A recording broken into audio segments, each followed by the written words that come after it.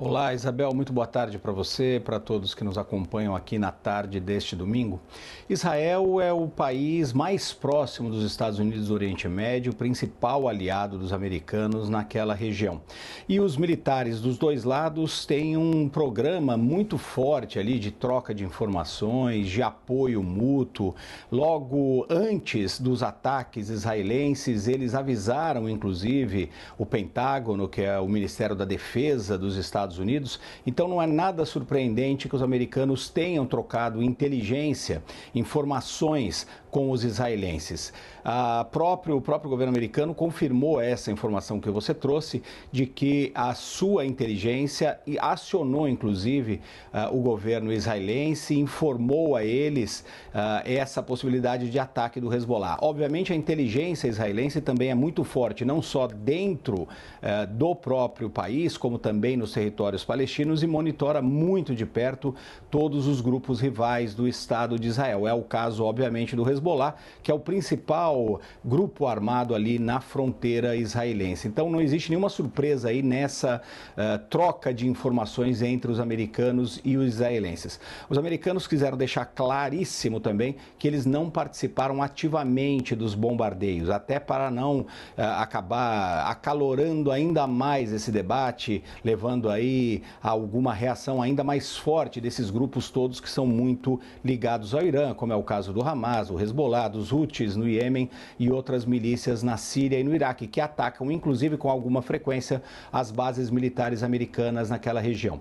Como o Michel Gavendo trouxe, os americanos também têm uma força militar muito forte no mar Mediterrâneo, também no Golfo, ali próximo do Iêmen. Eles despacharam para lá 2 porta-aviões muito bem equipados e hoje o Pentágono acabou de confirmar que deu ordens para que esses porta-aviões continuem de sobreaviso nessas regiões e eventualmente se envolvam na defesa de Israel. Os americanos, como eu disse, são muito próximos dos israelenses, já ajudaram inclusive Israel naqueles ataques muito grandes de mísseis do Irã contra o Estado de Israel, que aconteceu há cerca de 2 meses, e aí eles participaram ativamente da defesa de Israel. Fariam a mesma coisa se for necessário, se eventualmente o Hezbollah ampliar os seus ataques. Por enquanto, o que nós temos aí de informação é que os dois lados mantêm a possibilidade de aumentar os seus ataques. Tanto o Hezbollah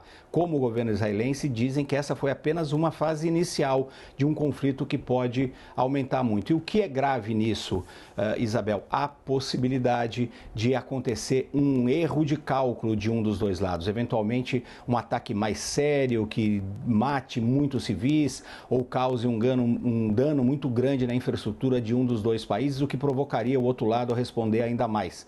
Nesse cenário, a gente poderia ter uma guerra aberta, uma guerra muito maior entre os dois lados. Até agora, o que nós sabemos, no entanto, é que neste dia, neste domingo, os dois lados tentaram exercer ali um pouco de cautela, justamente para que a guerra não se transforme numa guerra total, numa guerra aberta no norte de Israel e no sul do Líbano.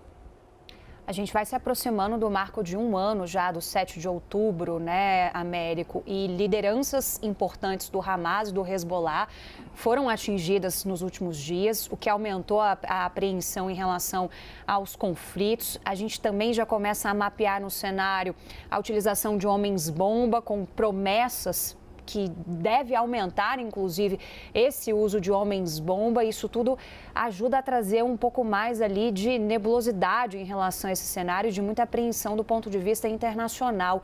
Queria que você falasse um pouquinho sobre isso, sobre esses elementos que ajudam a trazer um pouco mais de alerta e um pouco mais essa sensação de emergência para nós aqui no Brasil, que acompanhamos essa situação já há quase 1 ano, Américo, e entender também, o Michel citou, né, mudanças nas regras do jogo vindas de Netanyahu. O que é esperado daqui pela frente? Isabel, a gente já trabalhava com essa possibilidade de uma escalada muito forte na fronteira entre Israel e o Líbano. Desde o início dessa guerra, que você mencionou muito bem, no dia 7 de outubro do ano passado, com aqueles ataques injustificáveis do Hamas contra civis israelenses, o Hezbollah tem bombardeado o norte de Israel. Eles dizem que agem em solidariedade ao Hamas. E, obviamente, as forças de defesa de Israel também bombardeiam posições do Hezbollah no sul do Líbano. O que aconteceu naquela região é que o Israel teve que retirar 60 mil pessoas da fronteira. Eu estive lá 2 vezes durante essa guerra. É o ponto mais crítico, mais sensível, mais tenso do território israelense, justamente pelo poder de fogo do Hezbollah, que é muito alto, muito maior do que o do Hamas, por exemplo. Do lado libanês, cerca de 100 mil pessoas também foram retiradas de lá. E existe uma expectativa de que o governo israelense tenha planos ali de tentar diminuir muito o poderio militar do Hezbollah. Isso teria que ser feito, obviamente, com ataques militares. O Netanyahu deixa isso claro hoje, quando ele faz uma declaração para o seu gabinete, quando ele diz que esse não é o fim da história, e ele também diz claramente que os líderes do Irã e do Hezbollah, Irã, que é muito próximo do Hezbollah, devem entender que Israel não vai admitir esse risco na sua fronteira.